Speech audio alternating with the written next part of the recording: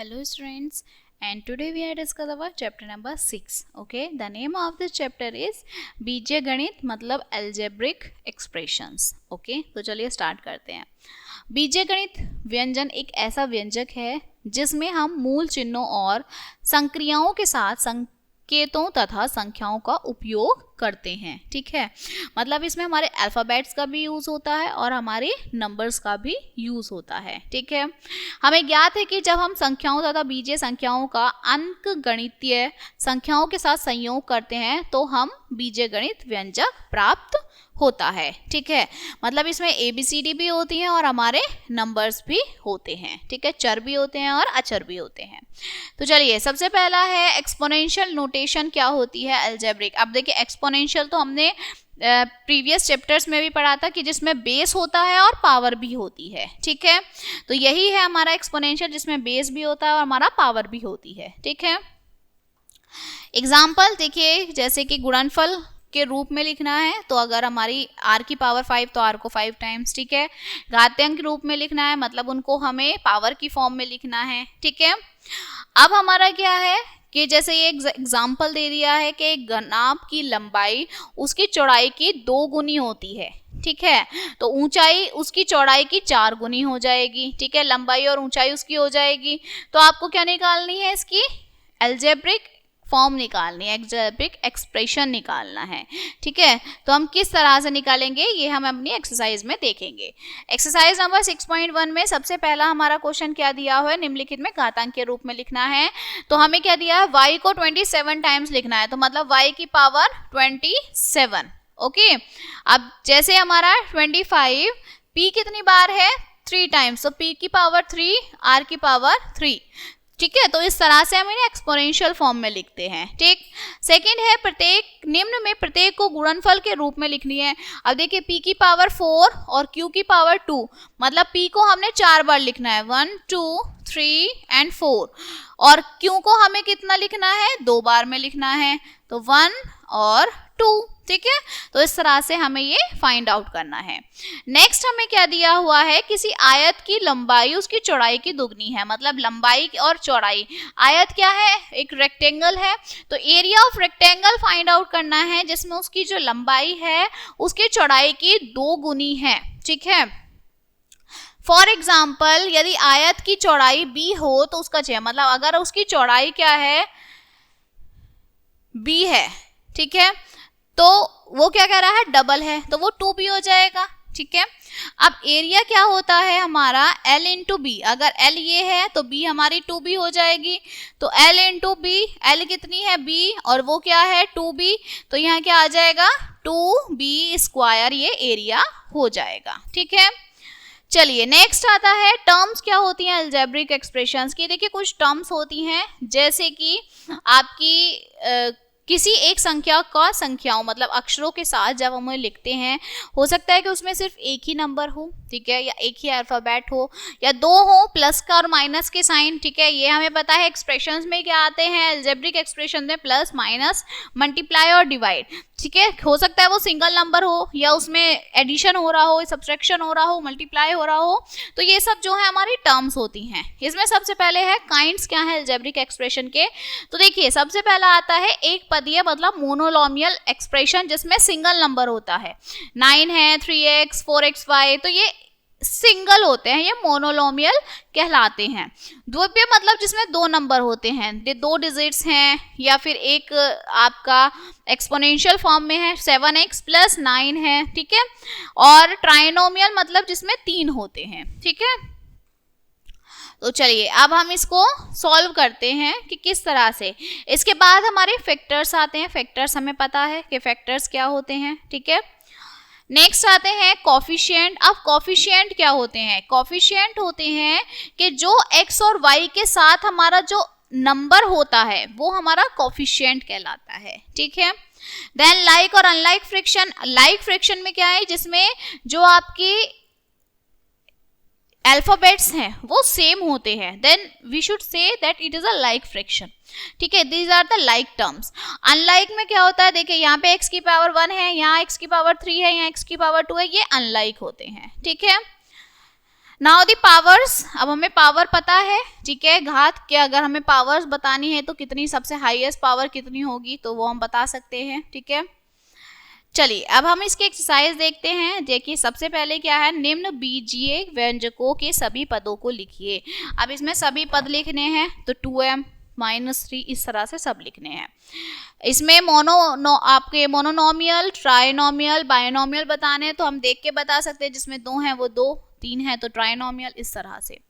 x की value find out करनी है तो x की वैल्यू क्या आएगा, माइनस, इसको हम 0 के इक्वल रखते हैं, ठीक है।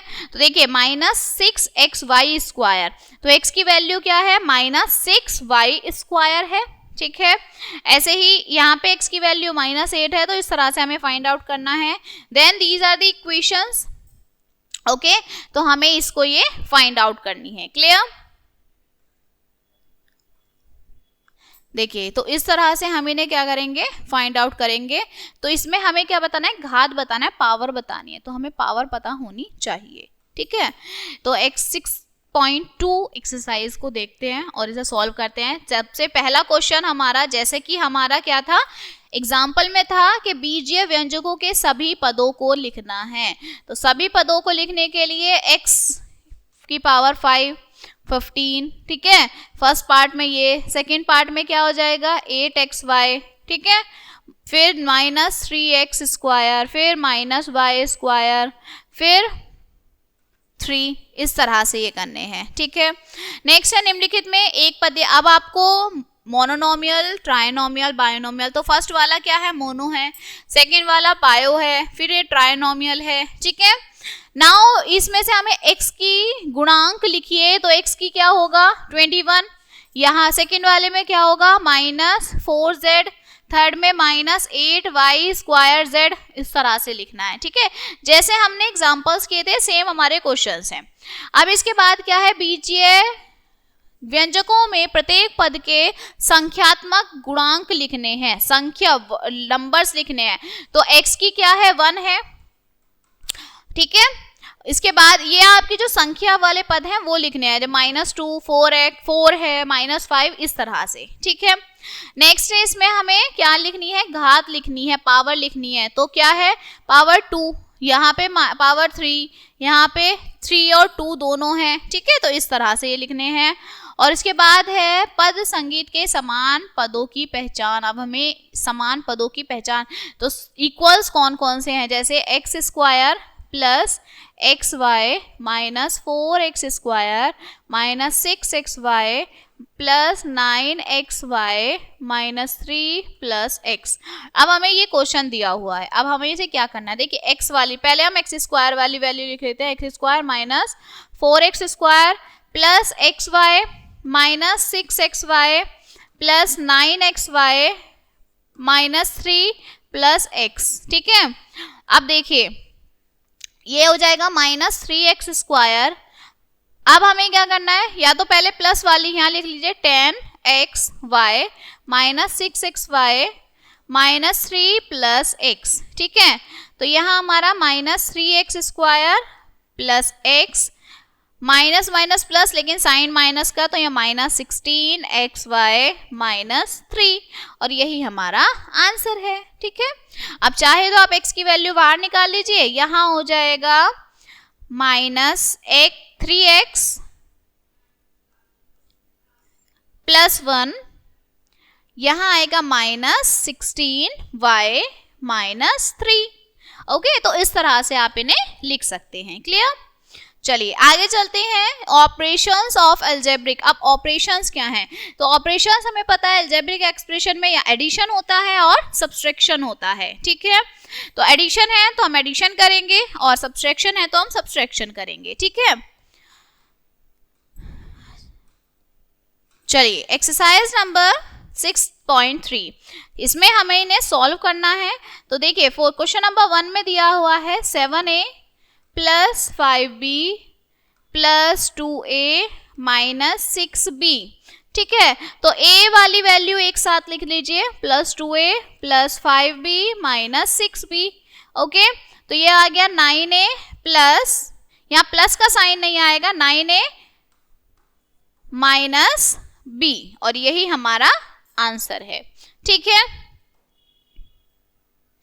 फिर है निम्नलिखित को जोड़िए। अब जोड़ने के लिए 4a square plus minus 5a square plus minus 3a square plus 7a square, तो इसे ऐड कैसे करेंगे? 4a square minus 5a square minus 3a square plus 7a square. ठीक है, तो अब इन्हें ऐड करेंगे। देखिए पहले हम इन्हें ऐड करेंगे तो 7 और 4 कितने हो गए? 11a स्क्वायर, यहाँ हो गया ये माइनस 5 6 7 8a स्क्वायर, और यहाँ बचा हमारा 9 10 11 2a स्क्वायर, और यही हमारा क्या है?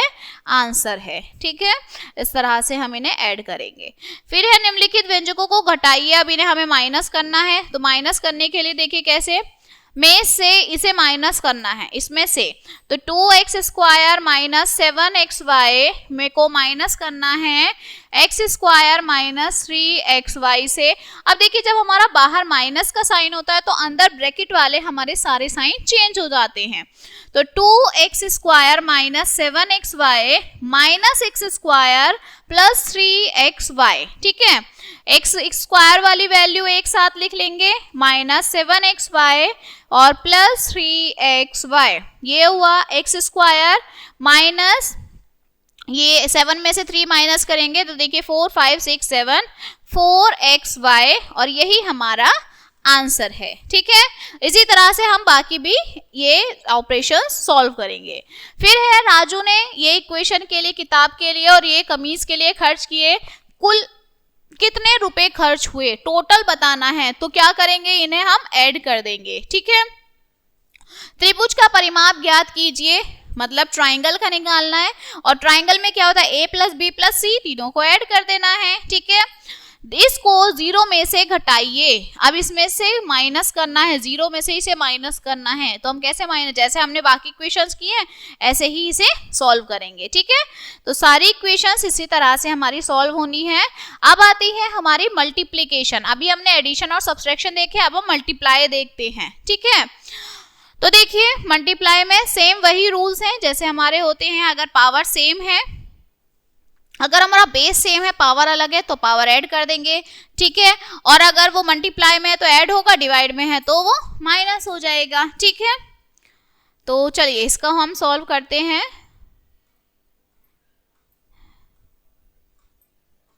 चलिए एक्सरसाइज पर हम आते हैं, एक्सरसाइज नंबर 6.4। गुणनफल हमें ज्ञात करना है, तो गुणनफल हम कैसे ज्ञात करेंगे? देखिए फर्स्ट क्वेश्चन है 4xy की मल्टीप्लाई करनी है माइनस 7x से। तो मल्टीप्लाई में हमारा क्या होता है, x की x में मल्टीप्लाई कर देंगे, पहले नंबर की नंबर में। 7 4 जा, देखिए 7 7 7 2 14 7 3 21 7 4 जा 28, तो माइनस 28x स्क्वायर y। इस तरह से हम इनको सॉल्व करते हैं। ठीक है, सेकेंड क्वेश्चन अगेन गुणनफल हमें ज्ञात करना है। ठीक है, तो x प्लस 3 की मल्टीप्लाई x प्लस 4 में करनी है, तो पहले x की वैल्यू इस दोनों से मल्टीप्लाई करेंगे, फिर 3 की वैल्यू। तो देखिए x square plus 4x plus 3x plus ये कितना हुआ, 4 3 जा 12। ओके, अब x स्क्वायर यहाँ कितना हुआ, 7x प्लस 12, और यही हमारा आंसर है। ठीक है, ऐसे ही हमें बाकी भी सॉल्व करने हैं। ओके, नेक्स्ट आता है निम्नलिखित का गुणनफल ज्ञात कीजिए और उत्तर भी जांच कीजिए।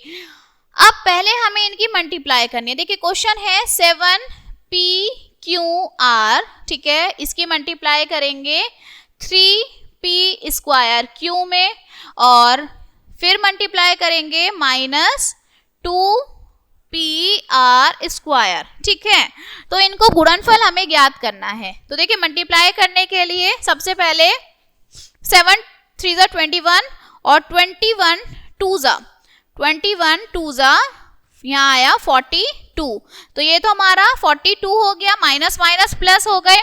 अब देखिए p1 p2 p3 p cube, Q की वैल्यू 2 बार है, क्यू स्क्वायर, r क्या है, r की पावर 3। ठीक है, अब हमें आंसर बताना है। अब आंसर में पुट कर लीजिए वैल्यू। ठीक है। तो 42 अगर p हम 1 लिखेंगे तो 1 की पावर 3, q की पावर 2 और r की पावर 3, 3 की पावर 3, तो 42, ठीक है, 1 इंटू ये क्या आया 2 की पावर 2, 2 2 जा 4 इंटू 3 इंटू 3 इंटू 3, तो यहाँ पे कर लीजिए 42 इंटू 3 3 जा 9 और 9 3 जा 9 2 9 3 27, 27 की मल्टीप्लाई 4 में हम करेंगे तो 7 4 जा 28, कैरी 2 4 2 जा 8 और 10, ठीक है। तो इसकी 108 में मल्टीप्लाई करेंगे तो हमारा वही आंसर आएगा, ठीक है। चलिए इसी तरह से हमें ये भी करना है कि एक रेलगाड़ी की चाल इतनी प्रति घंटा है तो 2x घंटे में कितनी होगी, तो 2x से इसकी मल्टीप्लाई कर देंगे, ठीक है। तो ये सारे क्वेश्चंस हमें मल्टीप्लाई ही करने हैं और ये चैप्टर हमारा यही कंप्लीट होता है। इसके कुछ मेन पॉइंट्स देखते हैं। चार अचर चिन्हों में हमारे 4 हैं, हमें पता है operations plus minus multiply divide, ठीक है। निश्चित संख्यात्मक मान वाली राशि अचर राशि कहलाती है और विभिन्न संख्यात्मक वाली जो है वो अचर कहलाती है, ठीक है। प्लस माइनस बीजीय चिन्हों को विभिन्न भागों में अलग अलग करते हैं, मतलब अलग अलग उन्हें माइनस प्लस करते हैं, ठीक है। और जो हमारी बीजीय व्यंजक के समूह में उपस्थित पद जो परस्पर गुणांक कहलाते हैं, जब हम उनमें सिमिलर जो वैल्यूज है हमारे अलजेब्रा उनको मल्टीप्लाई कर देते हैं, ठीक है। किसी बीजीय व्यंजक में समान आक्षरिक गुणनफल वाले पदों को समान पद कहते हैं, अन्यथा ये असमान पद होते हैं, ठीक है।